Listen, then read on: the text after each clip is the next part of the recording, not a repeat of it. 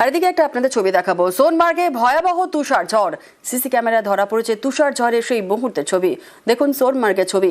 সোনমার্গে ভয়াবহ তুষার ঝড়, সিসি ক্যামেরায় তুষার ঝড়ের মুহূর্ত।